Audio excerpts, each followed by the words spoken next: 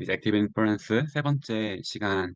가져보도록 하겠습니다. 지금 현재 저희 이제 액티브 인퍼런스 책의 챕터 2 그리고 세 번째 시간이 되겠고요.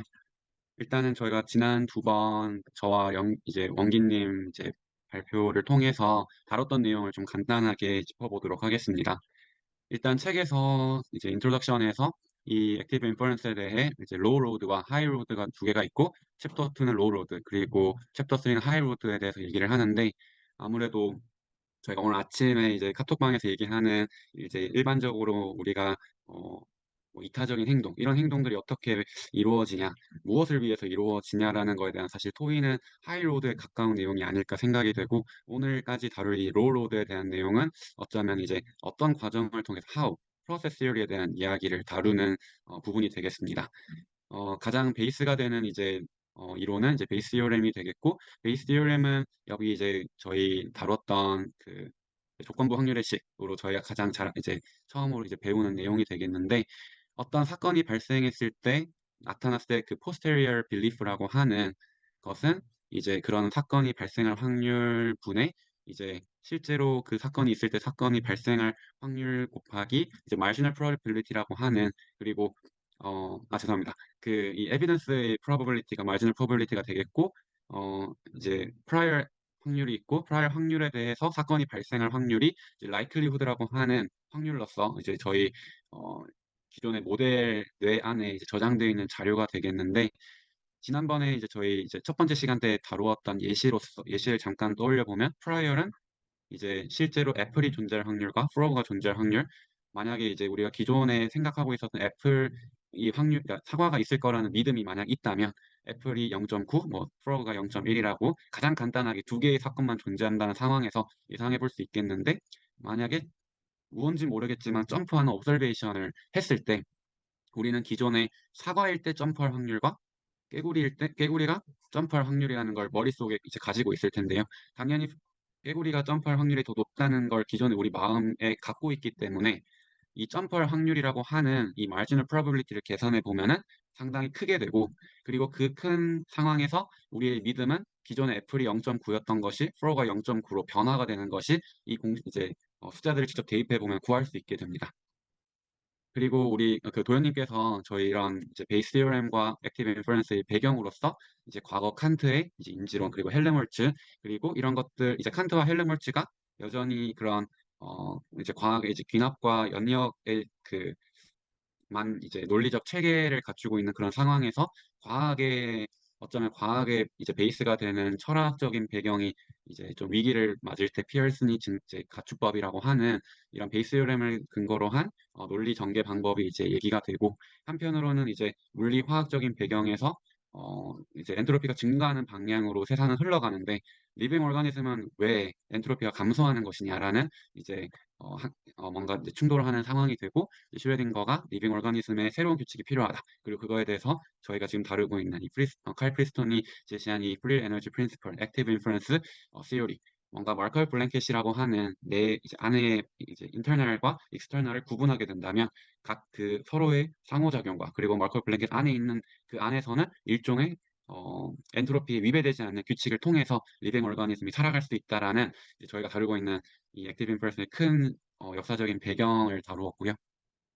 앞서 말씀드린 것처럼 이런 마지널 프로빌리티라고 하는 것이 이제 점프라는 것을 봤을 때 우리가 이제 계산을 우리가 기존에 가지고 있는 개념들, 확률들, 이제 그런 생각들로 계산을 할 수 있고 그 계산값이 마지널 프로빌리티가 만약 작다면 그거의 로그 값을 치운 값은 마이너스 로그 값을 취한 값은 커지는 즉 서프라이즈가 이제 로그 마지널 프로빌리티라고 정의를 함으로써 앞서 이제 예시에서도 점프를 봤을 때 확률 점프가 상당히 작기 때문에 우리가 매우 놀라는 상황을 볼 수 있습니다. 하지만 한편으로 이제 처음에 다뤘을 때 이제 네거티브 로그 에비던스 또는 네거티브 로그 마지널 프로바빌리티라고도 우리가 서프라이즈를 정의할 수 있지만 그 당시 때 이제 베이지안 서프라이즈라고 해서 프라이어 빌리프와 포스터리어 빌리프 차이 사이의 이제 디퍼런스를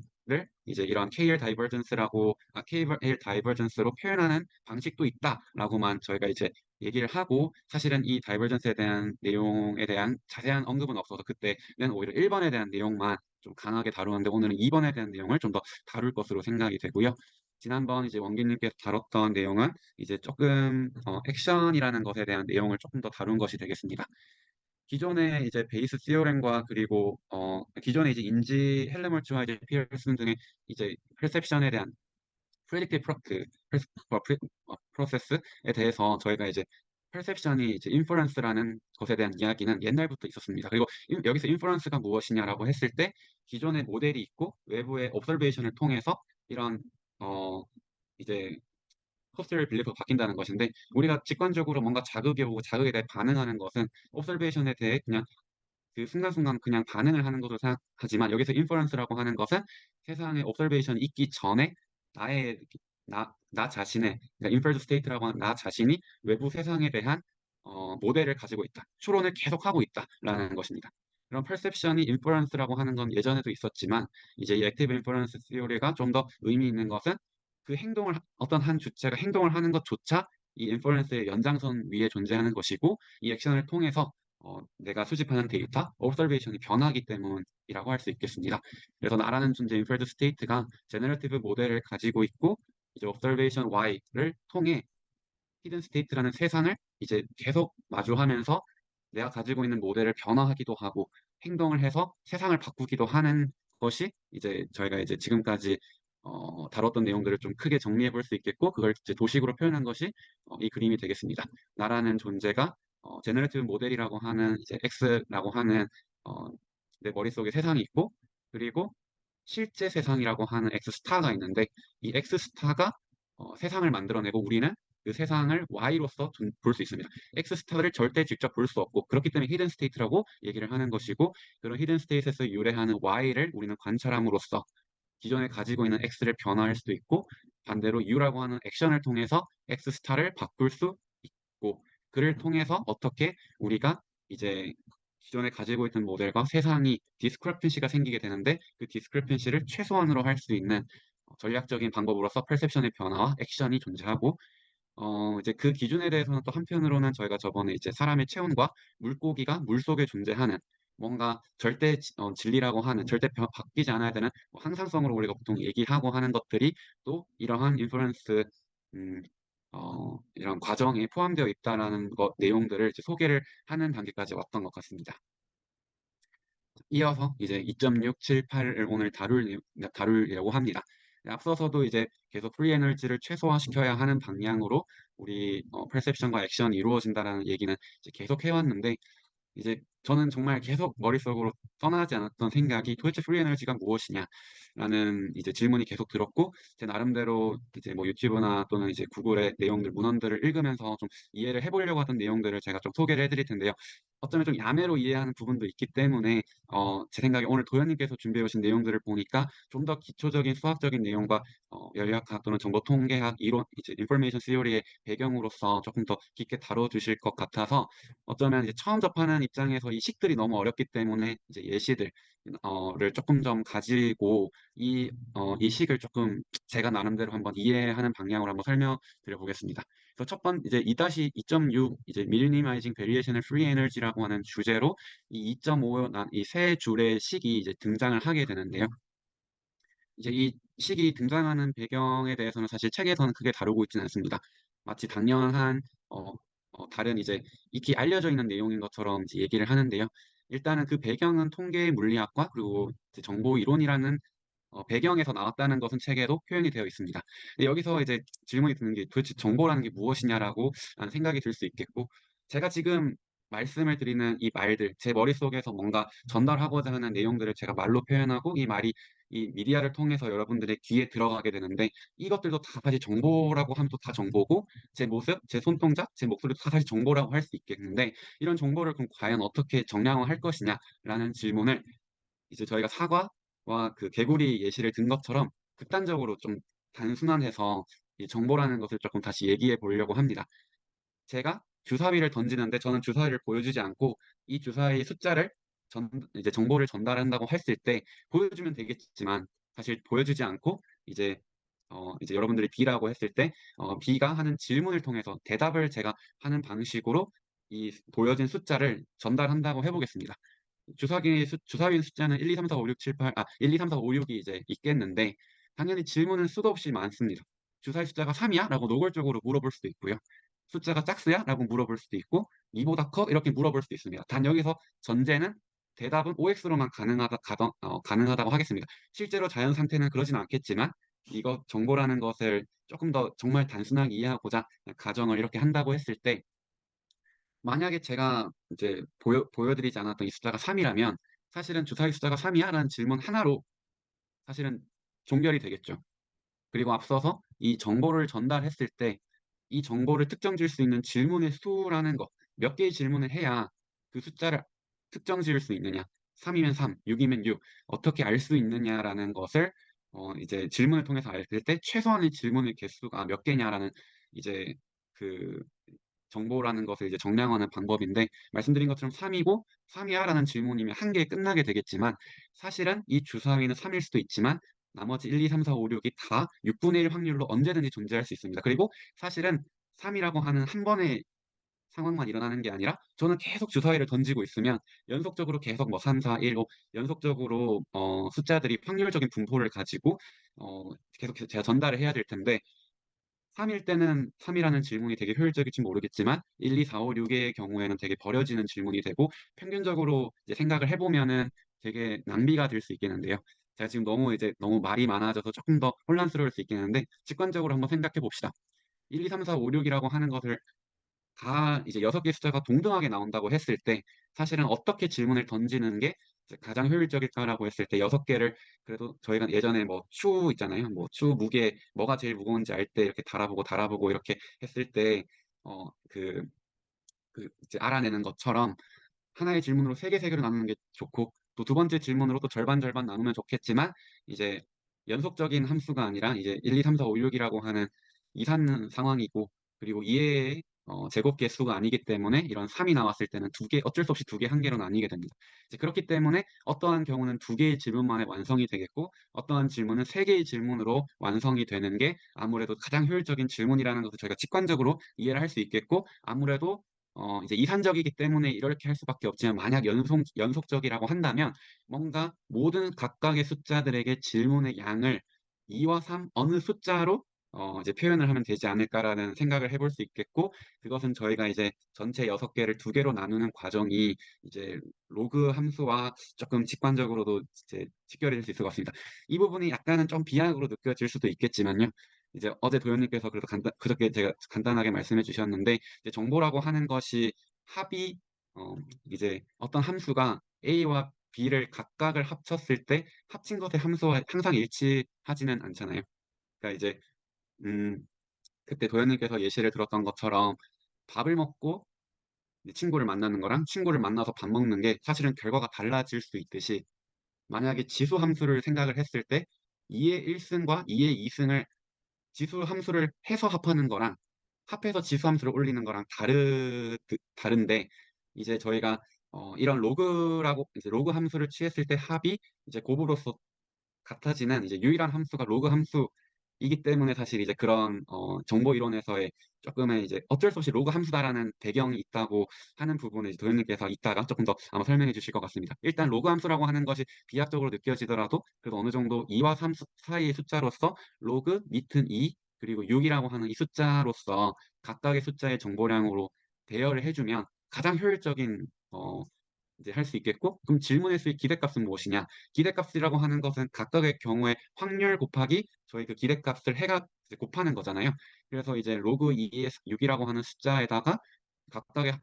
확률이 6 분의 1 이고 6 개의 경우가 있기 때문에 이런 식으로 계산을 해볼 수 있겠습니다. 하지만 이제 여기서 주사위가 1, 2, 3, 4, 5, 6 이라고 하는 게 동등하게 6 분의 1인 경우도 있겠지만 세상은 그렇지 않잖아요. 경우에 따라서는 1과 2가 더 많이 나올 수 있고, 실제로 제가 주사위를 던졌는데 순서가 1, 2, 1, 2, 1, 2, 4, 3, 1, 2, 5, 6 나오면 제가 이제 인위적으로 1, 2가 3, 4, 5, 6보다 2배 더 자주 나오는 것으로 이제 제가 일부러 상정을 한 것인데, 이런 경우에 만약 1, 2, 3, 4, 5, 6으로 나누는 게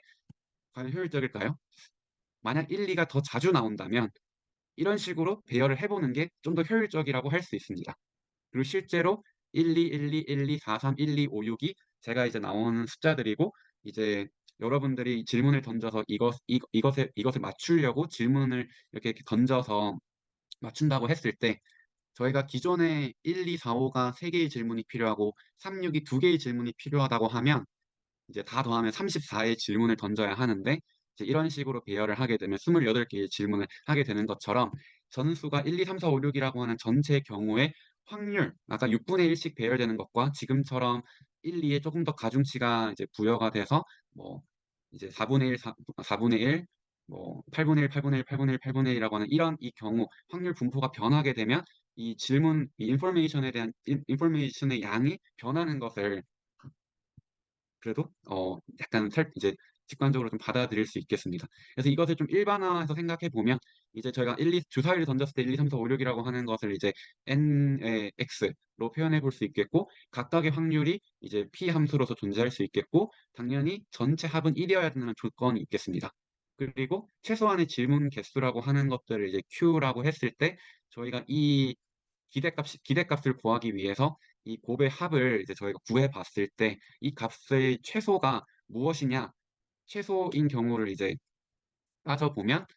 앞서 QX가 이제 로그 2의 확률의 역수가 되는 것을 이제 어, 도출 또는 제가 이제 방금 도출을 해볼 수 있겠지만 제가 도출까지 지금 다루기엔 좀 제가 수학적인 배경이 좀 부족하고 방금 예시를 통해서 좀 확장을 해서 생각해 볼 수 있을 것으로 생각이 됩니다. 그래서 앞서서 로그 2라고 했을 때 이 밑에 2는 사실 제가 질문을 통해서 OX라고 하는 두 개의 분류로 나눈다는 가정을 했기 때문인데 이제 책에서도 그렇지만 이제 자연상수 로그로서 일단 계속 표현이 되고 있는 것은 거기서 나오는 차이라고 생각할 수 있겠고 말씀드린 것처럼 제가 이제 6분의 1 또는 1, 2가 조금 더 많은 확률 제가 이제 앞서서 이제 이런 예시들에서는 전체 모수의 확률을 알고는 있지만 문제는 저희가 세상의 확률 분포를 모른다는 것입니다. 하지만 우리는 세상의 확률 분포를 알고 있다고 착각할 수 있겠죠. 그랬을 때 어떤 일이 일어나는지를 이제 방금 이런 예시를 통해서 한번 다시 생각해 보겠습니다. 이제 좀 더 단순하게 세상에는 1, 2, 3이라는 이제 경우의 수만 있고 히든 스테이트를 원래 우리는 모르지만 이제 2분의 1, 4분의 1, 4분의 1, 즉 1이 나올 확률이 2, 3이 나올 확률보다 뭐 2배 많은 세상에 우리 살고 있고 1에 노출될 수도 있고 2, 3에 노출될 수 있는데 앞서 이제 계산했던 방식대로 각각의 확률과 그 확률에서 나오는 이 마이너스 로그의 역수 값을 이제 계산을 해보면은 계산해서 합해 보면은 이제 1.5가 나오게 됩니다. 다시 얘기를 말씀드리면은 이제 여전히 여기서도 저희가 이제 두 개의 질문을 통해서 로그 및 2라고 했을 때 이제 이때는 1, 이때는 두 개의 질문, 두 개의 질문을 하는 게 가장 효율적이고 그렇게 계산을 하면은 2분의 1 더하기 2분의 1 더하기 2분의 1, 1.5라고 하는 총값의 기대값이 나오게 됩니다. 즉 1.5개의 질문을 던지는 것이 이 정보를 가장 최소한의 질문으로 규정할 수 있는 정보량이라고 할 수 있습니다. 하지만 말씀드리는 것처럼 세상의 2분의 1, 4분의 1, 4분의 1줄 이지만 세상은 그렇지만 저희는 1, 2, 3이 3분의 1, 3분의 1, 3분의 1 동등하게 나온다고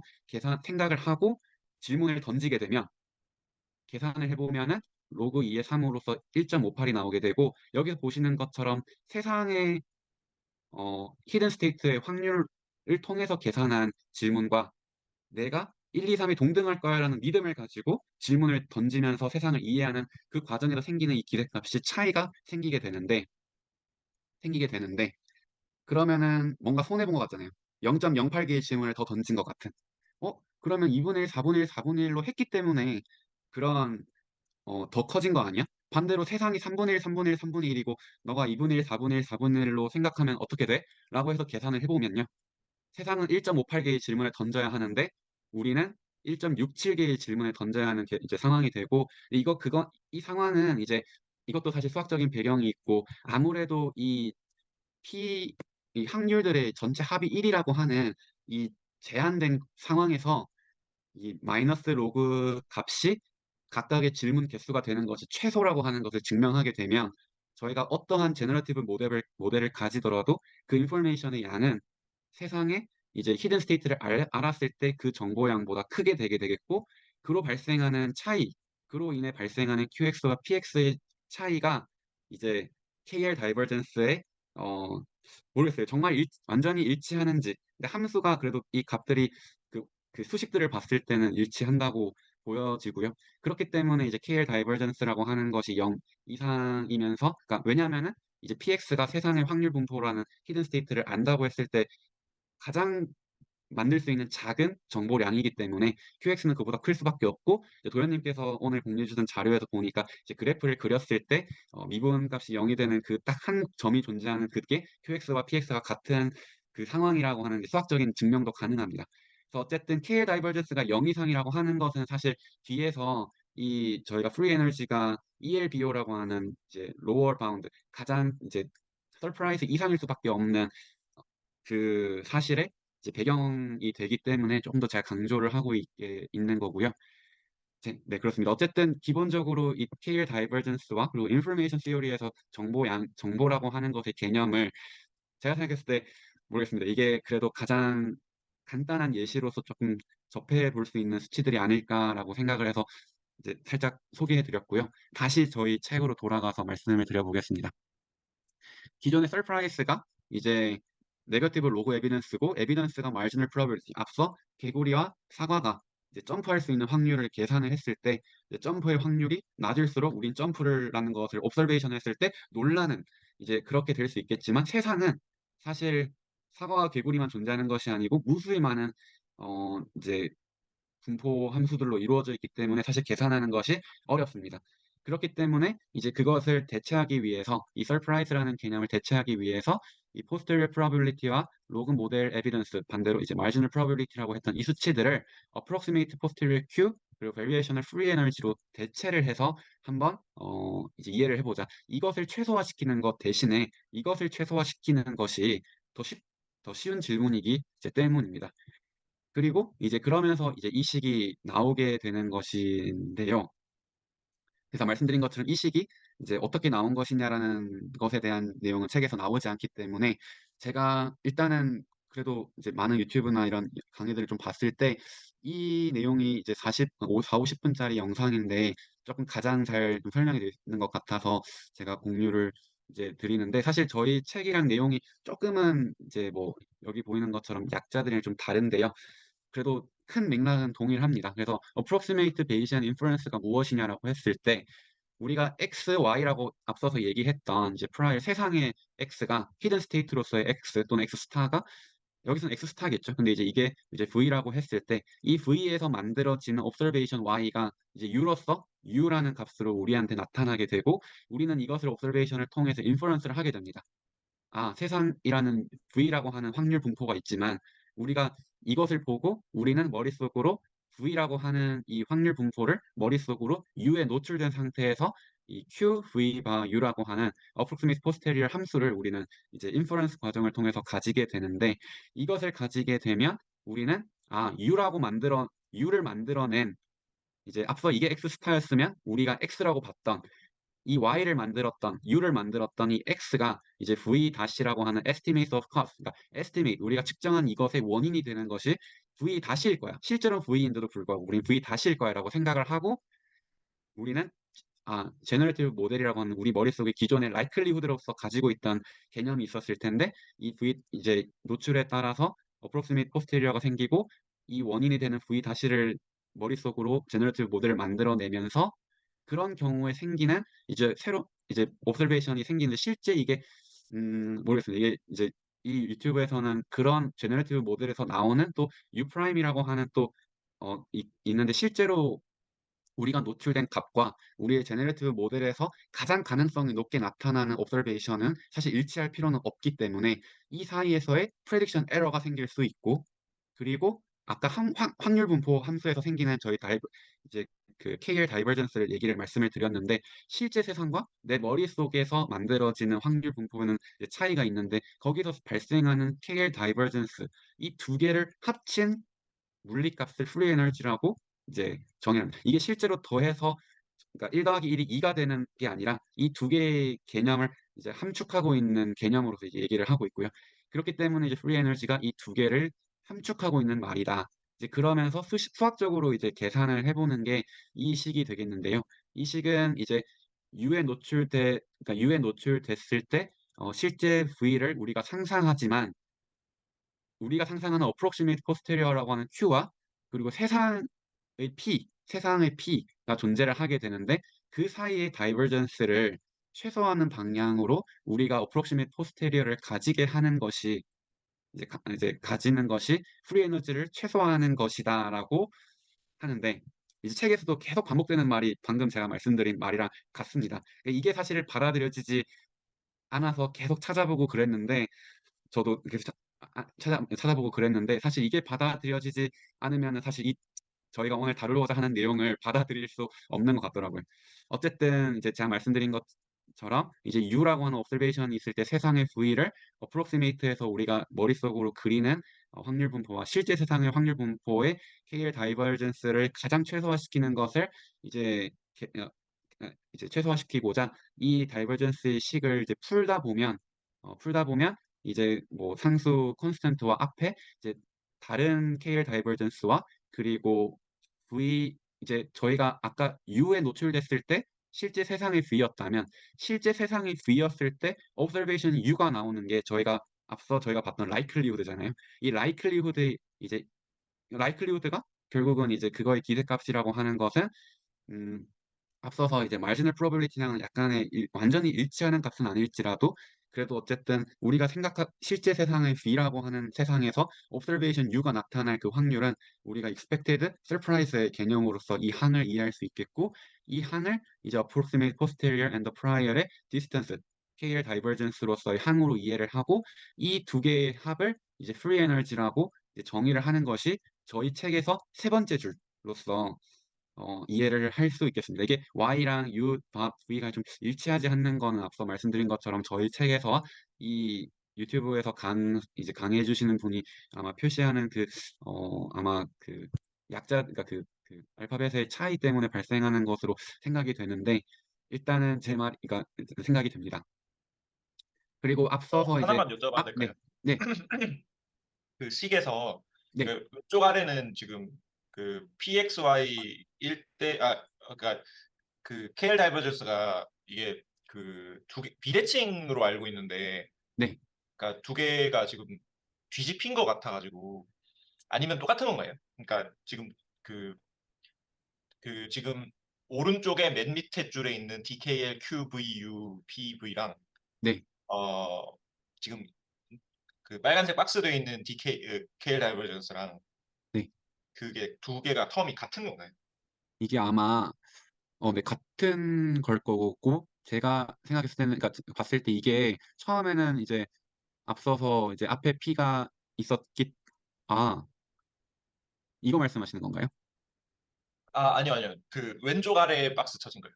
아, 여기요? 네, 네, 네. 그거랑 그 오른쪽에 있는 거랑 그 KL 다이버전스랑 텀이 똑같은 건지 텐션이 달라가지고.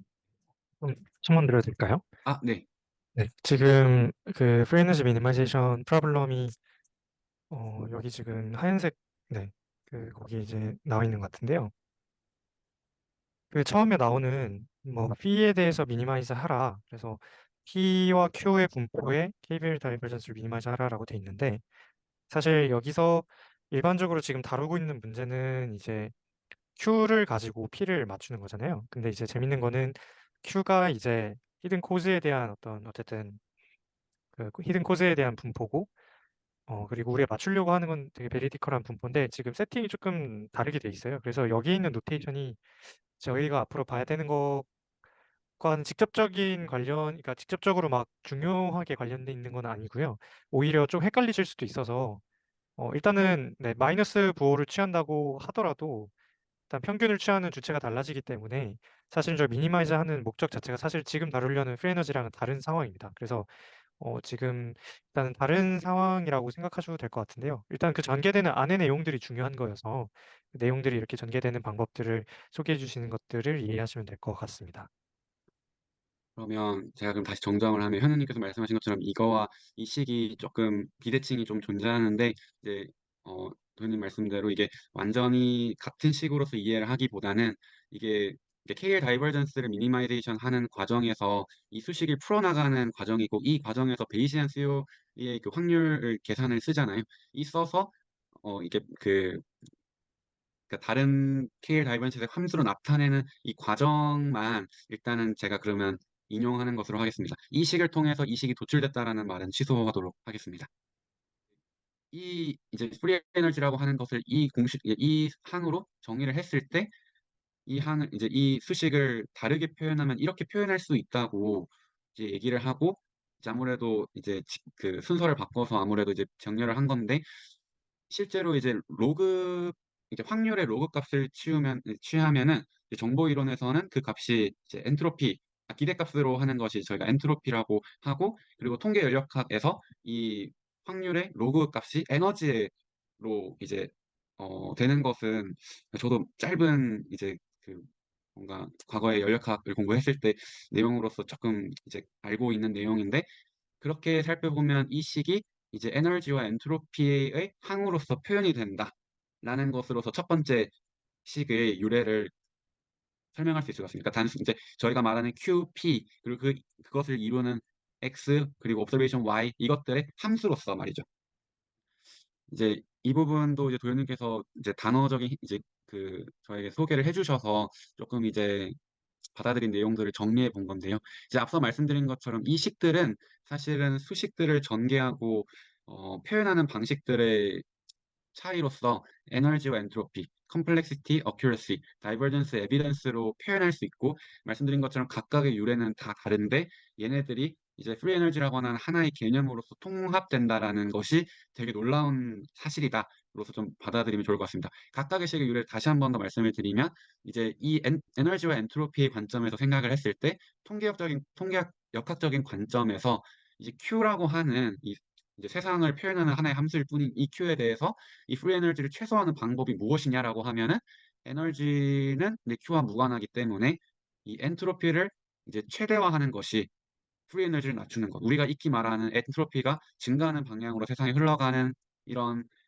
개념과 일맥상통하는 것으로 이해를 할 수 있겠고, 그럼 엔트로피가 최대화하려면 어떻게 해야 되느냐? 앞서서도 그 로그 값을 생각했을 때 확률이 이제 가장 낮아야 되는 것인데, 이 부분은 조금 저도 약간 받아들이지 않지만 책에서 이제 표현을 하는 것이 no information, 인포메이션이 없을 때는 uncertain한 것이 엔트로피가 가장 높은 상태인 것이고, 그렇기 때문에 인포메이션이 없을 때는 우리는 불확실해야 한다라는 문구로 책에서 표현이 되어 있습니다. 그러니까 이 식에서 이제 우리가 도출할 수 있는 의미들로서 이해를 하면 좋을 것 같고요. 두 번째는 이제 컴플렉시티와 어큐러시, 정보 이론적인 관점인데 이제 어떠한 센서리 데이터 이제 그냥 정보 이론 이제 컴퓨터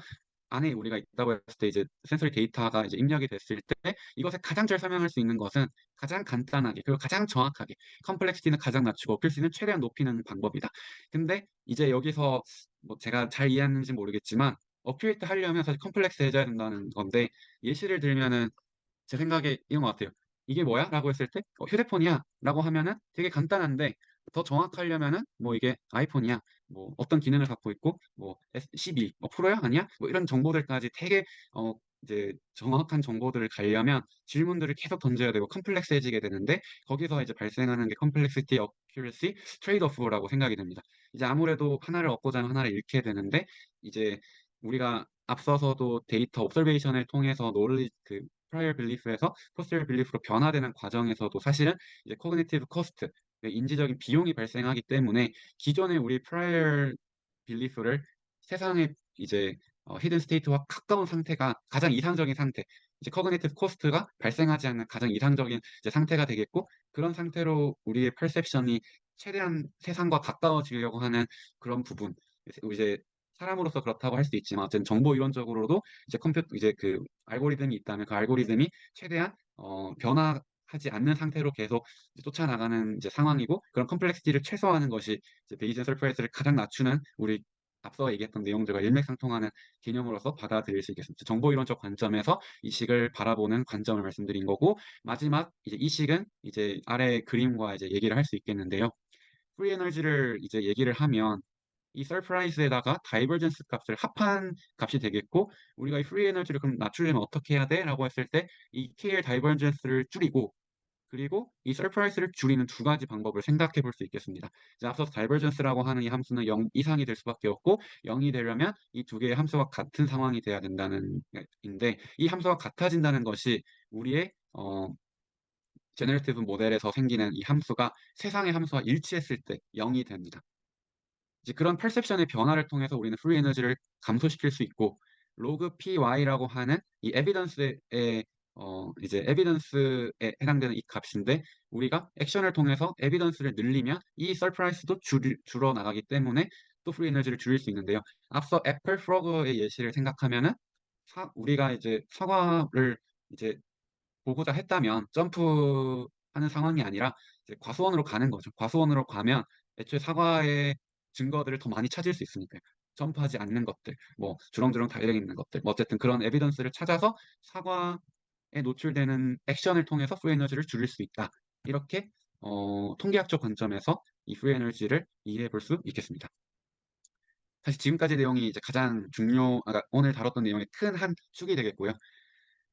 이번 내용도 좀 어려웠는데 사실 이제 지금 다루려고 하는 내용이 조금 더 복잡할 수 있겠습니다. 이제 두 번에 나오는 이 수식들도 또 하나가 있는데 그 식은 제 생각에 이제 저도 그 식이 어떻게 나왔는지까지 다루려고 하진 않고 앞서 보여드린 것처럼 이 수식이 무엇을 의미하는지 정도 다루는 것으로 해보겠습니다. 자, 여기서 variational free energy라고 하는 것은 hidden state 그리고 observation을 통해서 나온 함수로서 사실은 과거와 현재로서 retrospective한 특징을 가지고 있습니다. 이게 무슨 말이지라고 생각했는데 사실 우리는 단순히 observation을 통해 행동하는 수동적인 존재가 아니잖아요. 능동적으로 계획도 하고 의사결정을 내린다고 우리는 당연히 생각을 하는데 그러면 이거를 이제 액티브 인프루언스 어떻게 설명할 것이냐라는 질문을 던질 수 있겠고 당연히 우리는 미래의 결정은 미래의 observation을 통해서 결정을 할 것이다라고는 하지만 사실 미래의 observation은 존재할 수가 없습니다. 그걸 어떻게 설명을 할 것이냐라는 내용을 이제 할 건데요. 우리는 이제 최선의 이제 앞으로 어떻게 액션을 해나갈 건지 폴리시라고 하는 개념은 아직 일어나지 않은 미래의 행동의 연속을 의미합니다. 이제 우리가 이제 폴리시도 당연히 사실 함수겠죠. 앞서서 사과와 개구리에 노출된 내가 과수원에 가거나 연못에 가는 두 가지 폴리시가 존재할 수 있듯이 폴리시 자체도 사실 함수이기 때문에 여기서 이제 정말 복잡해지는 것 같은데 이 폴리시에 따라서 future observation이 또 함수의 함수로서 나타나게 되겠고 그때 생기는 우리의 제너레이티브 모델을 통해 아까 말했던 free energy, variational free energy가 아니라 expected free energy라는 개념이 여기서 등장하게 됩니다. 그것이 이제 2.7 expected free energy and planning as inference perception도 inference, action도 inference. 그러니까 제너레이티브 모델이라고 하는 세상을 계속 추론하는 과정을 통해서 perception과 action도 존재했는데 플래닝마저도 이제 inference라고 하는데 저희가 inference라고 하려면 베이지안 inference를 이제 가져와야 되고 그러면 또 likelihood와 prior를 또 정의를 해야 됩니다. 앞서서 hidden state라고 했던 x 그리고 뭐 개구리가 뛸 확률, 사과가 뛸 확률이라고 하는 그 세상이 observation을 만들어낼 likelihood라는 걸 정의를 해야 되는데 말씀드린 것처럼 이것은 실제로 일어난 것이 아니고 내가 어떤 폴리시를 취했을 때 나타나는 값들이기 때문에 이제 기존에 우리가 생각했던 prior과 likelihood와 다르게 되겠고 이제 그래서 여기 이제 위에 물결 표시라고 하는 것으로 이제 책에서는 새로 표시를 하게 되고 우리의 이제 기존의 prior belief도 이 폴리시라고 하는 파이의 이제 함수로서 이제 나타나게 됩니다. 그리고 미래 observation도 이제 marginal likelihood evidence라고 하는 것도 폴리시의 함수로서 나타나게 되겠고요. 제 나름대로 한번 도식을 한번 해본 건데 우리 앞서서 free energy라고 하는 것은 x가 prior belief로서 있었고 observation에 노출이 되었을 때 우리는 이제 y에 노출됐을 때 x라고 하는 새로운 뭐 inference라고 이게 q가 되겠죠. 사실은 p가 아니라. 그리고 그것을 통해서 우리가 이 y를 만들어내는 세상을 유출을 하고 그 상황에서 액션을 취해서 또 free energy를 낮추려고 하는 것이 우리가 앞서서 바라봤는데요. 이 expected free energy는 애초에 시작부터 내 행동이라는 함수, 폴리시를 통해서 이 prior과 observation이 바뀌는 상황이 생깁니다. 그리고 행동을 통해서 우리는 앞서서 액션을 통해서 observation이 바뀐다라고 하는 outcome을 얘기를 했었는데 문제는 이 여기서는 outcome이 또 새로운 cause가 돼서 기존의 파의 함수였던 x 물결이 또 새로운 observation을 만들어내는 상황이 펼쳐지고 그 observation을 통해서 미래에 우리의 또 posterior belief와 expected free energy가 이제 이 개념이 이제 생기는 좀 새로운 흐름을 좀 생각을 했을 때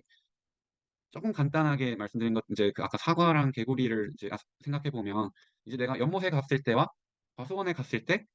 펼쳐지는 이제 내가 노출되는 observation이 달라지겠죠. 그리고 그 노출되는 observation이 달라지면 그거에 따라 또 posterior belief도 달라질 것이고 그러면은 이제 여기서 질문. 어떻게 행동할 것이냐, 폴리시에 대한 이제 어떤 폴리시를 선택할 것이냐라는 이제 질문이 생기게 되겠죠. 근데 워낙에 폴리시가 바꾸는 값들이 워낙에 많기 때문에 너무나도 혼란스럽죠. 그리고 아까 말씀드린 것처럼 폴리시는 액션의 시퀀스이기 때문에 그 시퀀스마다 계속 아웃컴이 생기고 그 아웃컴이 커스가 되고 또 옵서베이션이 생기고 그 옵서베이션이 또 아웃컴인데 그게 또 커스가 돼서 또 아웃컴을 만들고 하면서 연쇄적으로 나타낼 텐데 이제 책에서의 문구를 따르면 이제 expected free energy를 최소화하는 방향으로 가장 높은 폴리시를 선택하게 될 것이고 만약에 폴리시가 멀티플 타임 스텝으로 여러 개의 이제 액션 시퀀스로 이루어질 때는 최종 프리 에너지를 줄이는 방향으로 행동하게 될 것이다라고 일단 책에는 표현이 되어 있습니다. 그리고 나오는 이제 2.8의 What is expected free energy에 대해서 이 G5가 폴리시에 따라서 expected free energy인데요. 또 이제 이제 이 식으로 이제 표현이 됩니다. 이제 이 식이 어떻게 나왔는지는 사실은 모르겠지만 적어도 앞서서 파이를 통해서 생긴 X 물결 그리고 그때 물결을 새로운 그러니까 파이를 통해서 발생한 이 물결을 보고 생긴 우리의 포스테리얼 빌리프 이들의 뭐 KL 다이버전스 그거의 익스펙테이션 뭐 약간 그리고 그 익스펙테이션도 그 안에 또 어, 폴리시에 따른 또 옵서베이션과 X 그 세상의 X의 그 정셔널 프로버빌리티의 함수 표현이 될 수 있겠죠. 이 식은 이제 모르겠지만 적어도 이들의 함수로서 구성된 값이라는 그러니까 함수로서 표현이 되는 것으로 이해를 해볼 수 있겠습니다. 이제 다만 여기서 이제 조금 눈여겨봐야 될 것은 앞에서 보이지 않았던 이 C라고 하는 여기서 말하는 이제 뭐였지? preference라고 하는 이제 개념이 등장을 하는 것인데요. 일단은 네, 그 내용을 하기 전에 일단 미리 한번 그래도 짚고 넘어가고 싶은 것은 저희가 variation free energy, free energy가 이 각각의 관점에서 세 개로 표현이 됐었는데 이 divergence evidence가 이제 information gain, pragmatic value와 좀 그러니까 뭐라고 할까요? 좀 이렇게 상응한다고 할 수 있겠고 complexity accuracy는 이 ambiguity risk에 상응한다고 생각해 볼 수 있겠고 에너지 엔트로피는 expected 에너지와 엔트로피로 일단은 이제 대응이 될 수 있다고 생각을 해볼 수 있겠습니다. 뭐 순서가 왜 뒤집어졌는지는 저도 잘 모르겠는데 일단은 첫 번째 information gain과 pragmatic value에 대해서 얘기를 해보겠습니다. 뭐 아무래도 exploration과 exploitation의 개념은 아무래도 제 생각에 뒤에서 더 다룰 것 같아요. information gain이라고 하는 이제 우리가 저번 시간에도 예시를 이제 계속 얘기를 했는데 뭔가 숲에 그러니까 그 덤불에 감춰져 있는데 그게 만약에 맹수면 내 생존을 위해서 도망치는 게 맞는 그거고 내가 엄청 배고픈 상황에서 혹시 그 덤불 속에 숨어 있는 게 토끼면 그 토끼인 걸 확인해서 잡아서 먹어야 되잖아요. 그러니까 상황에 따라서도 정말 우리의 선택, 폴리시는 달라질 수밖에 없는데 제가 그냥 간단하게 예시를 든 이 상황에서도 배고프다라고 하는 그런 이제 상황들이 펼쳐지는 것처럼 배고프면 이제 배고픈 상황은 이제 큰일 나잖아요. 이제 배고프지 않은 상태로 우리 몸을 바꾸려고 하는데 그 개념이 사실 항상성으로서의 이 C preference의 개념이 되고 그런 경우에는 죄송합니다. 방금 말은 잠깐 제가 좀 약간 오해를 해가지고 어쨌든 취소하겠습니다. 어쨌든 exploration을 하거나 또는 exploitation 하거나 여기서 제가 아까 덤불에 숨어 있는 뭔가가 있을 때 우리가 취할 수 있는 행동을 exploration이라고 한다면 덤불에 뭐가 있는지 보는 것이고 exploitation이라고 하는 것은 그냥 덤불에 뭐가 있는지 모르는 상태로 놔두는 것인데 이제 극단적으로 만약 맹수라는 생각이 들어서 도망친다면 그 안에 뭐가 있는지 모르는 상태로 그냥 이제 가만히 있는 거라고 할 수 있겠죠. 그래서 이제 인포메이션 게인 그 정보를 찾기 위해서 내가 익스플로레이션을 하는 것은 새로운 인포메이션을 찾기 위한 것이고 이 인포메이션 게인이 이 G파이라고 하는 expected free energy를 줄이고자 한다면은 이 expected divergence를 최대화해야 되는 것이 앞서서 아까 다이버전스를 최소화해야 free energy가 서프라이즈가 같아지는 상황과 이제 바뀌게 되는데 조금 이제 다이버전스를 아까는 최소화하라면서 왜 이번엔 최대화를 시키는 거야? 라는 이제 의문점이 들 거고 책에서도 의문점이 들지라고 하는데 이제 그러면서 그 이유가 폴리시가 앞서서 너네들이 액션을 통해서 나오는 아웃컴이라고 했지만 지금은 그 아웃컴이 이제 커스이기 때문이야라고 이제 책에서는 표현을 하는 것 같습니다.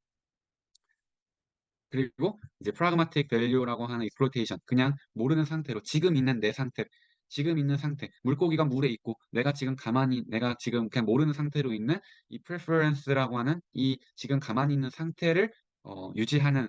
상태가 이제 exploitation이 되겠고, 이것이 이제 뭐 어, 아무래도 내가 기존의 observation에 대한 prior belief와 그리고 기존 내가 유지하고 싶은 이 preference에 따라서 이 pragmatic value가 이제 정해지게 되는데, 이것은 이제 나중에 챕터 7에서 다룰 거라고 이제 합니다. 어쨌든 우리가 뭔가 exploration 하는 것과 exploitation 하는 미래의 폴리시 시퀀스는 이 두 개의 값과 이 두 개의 값으로 정해지게 되는 것이고, 이 expected free energy를 최소화하는 방향으로 우리는 이제 폴리시를 결정하게 된다라는 어, 말로 요약을 해볼 수 있을 것 같아요. 이제 그 과정에서 인포메이션 게인이 변할 수도 있겠고 프라그마틱 밸류도 변할 수 있겠죠. 그리고 이제 책에 이제 다시 표현된 부분인데 제가 사실 이해를 잘 못해서 이 부분은 조금 물음표 그 슬라이드로 좀 가져온 건데요. 그러니까 아무래도 폴리시가 여러 개의 그러니까 폴리시를 통해서 히든 스테이트와 옵서베이션이 이제 변할 수 있는데, 그러면 이제 스테이트가 여러 개의 상태가 이제 미래의 새로운 이제 아웃컴들을 만들게 되는데, 문제는 이제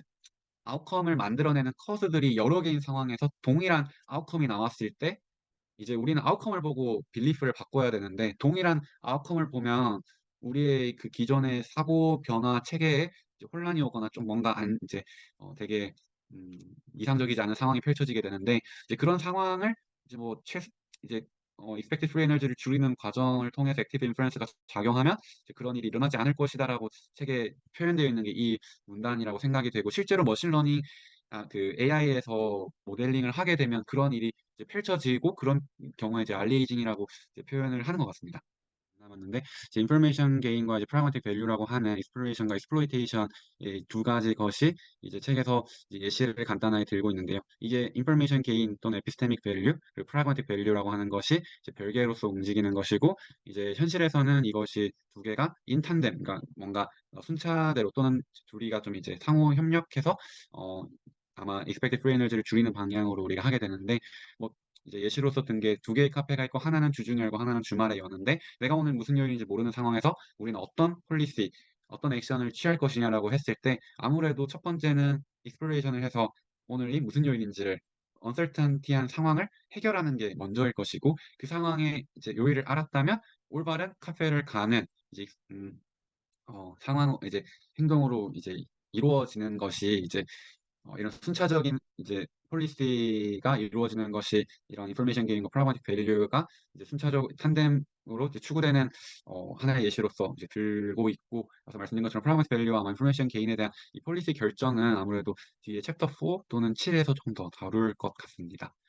그리고 이제 앞서 이제 이렇게 그 대응이 된다고 말씀을 드렸는데, 이제 리스크라고 하는 것은 이제 컴플렉시티의 expectation 값, ambiguity는 그러니까 expectation 값이 아니라 이제 예상이 되는 미래의 expected complexity, ambiguity는 expected inaccuracy로서 이제 대응이 되는 항으로서 나타나게 되고, 이제 이것은 이제 그 폴리시에 노출됐을 때 observation이라고 하는 아웃컴에 대해서 얘기를 한다면 이제 스테이트로서도 이제 표현을 할 수 있게 되고, 그 과정에서는 아무래도 이제 등호의 관계, 아무래도 하나의 그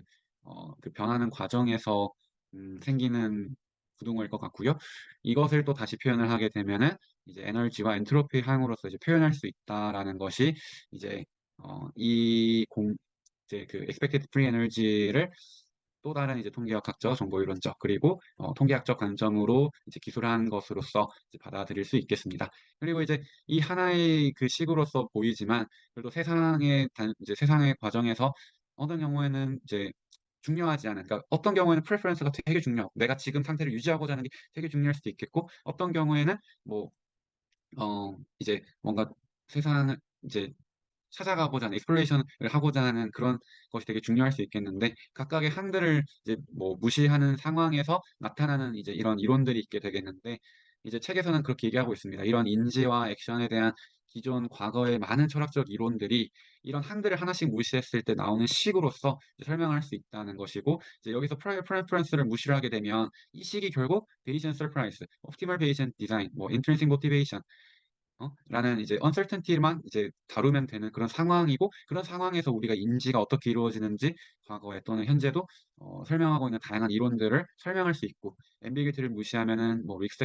sensitive policy, KL control이라고 하는 또 그런 것들을 설명할 수 있고, 만약에 이제 단순히 preference만 컨시더 하게 된다면은 이제 그러니까 그런 이제 항으로서도 이제 이 항만 고려하게 되는 이제 경우가 되겠는데, 뭐 이제 과거의 베이지앤 디시전 시어리나 expected utility theory가 아무래도 이 항으로서 이 이론들을 설명할 수 있고, 종합적으로 expected free energy를 통해서 이 많은 과거의 인지에 대한 이론들을 이 하나의 식으로 함축하고 있다라고 책에서 이제 얘기를 하고 있는 것이 아닌가라고 생각을 해볼 수 있겠습니다. 그래서 이제 뭐 2.9는 이제 이것을 종합하는 내용이 되겠고요. 네, 그 Relational Free Energy와 Expected Free Energy를 이제 했는데, 이제 하나는 현재 상황과 하나는 이제 하나는 retrospective한 현재 상황, 하나는 이제 prospective한 미래의 이제 플래닝을 담고 있는데, 이것도 하나의 이제 outside loop과 inside loop으로서 우리의 이제 액션을 이제 결정해 나가고, 여기서 우리의 의지, 우리의 의도, 뭔가 폴리시를 통해서 우리가 어떤 최선의 상황을 요, 어, 얻고자 하는 우리의 의도가 우리의 미래 행동으로서 나타나고 하는 우리의 자유의지까지도 설명을 하고 있어서 되게 흥미로운 것이 아닌가 싶습니다. 그리고 마지막 슬라이드는 그럼에도 이 프리에너지가 무엇이고, 이거 프리에너지가 줄이는 방향으로 우리가 행동해야 돼라고 하는 게, 그러니까 사실은 왜 중요한지 잘 모르겠는데, 아까 이제 불과 오늘 오후 저녁에 갑자기 생각이 들더라고요. 저희가 이제 이런 롤러코스터 이렇게 내려왔다 가고 뭐 이런 되게 막 움직일 텐데, 사실 이 롤러코스터를 탔을 때 이 각각의 위치에서 각각의 시간에 어떤 속력으로 어떤 뭐 상태로 달릴지를 우리가 다 기술을 할지는 못할지라도, 적어도 이 롤러코스터가 어디까지 다시 올라갈 수 있고, 또는 어떤 상태에서 최대 속력을 어디까지 낼 수 있는지는 우리가 알 수 있잖아요. 만약에 프리 에너지라고 하는 이 값으로서 하나의 이제 정리죠. 에너지 보존 법칙, 이런 정리로서 만약에 프리 에너지 정리를 우리가 이해할 수 있게 된다면, 우리의 마음의 또는 우리 마음과 우리 perception과 우리 행동이 어디까지 이제 이루어질 수 있는 것이고, 또는 반대로 우리가 실제로는 어느 상태까지 가야 하는 우리의 정신적인 물리값이 있는데, 병이 있거나 다른 상황에 노출돼서 그 상태까지 올라가지 못하는 사람에게 어떤 이제 조작을 하면서 그 상태를 만들 수 있는지, 이런 것들을 사실 에너지 보존 법칙에 대해서 우리가 이제 어디까지 이렇게 올리고 또는 이런 조작들을 할 수 있는지 우리가 그래도 이해할 수 있듯이, 우리의 마음도 뭐 치료하고 또는 이해하고 하는데 되게 큰 도움이 될 거라는 생각이 갑자기 들면서, 좀 크게 또 모티베이션이 돼서 이 내용을 그래도 마지막 슬라이드로 좀 말씀드리면서 오늘 제가 준비한 발표 내용을 마치도록 하겠습니다.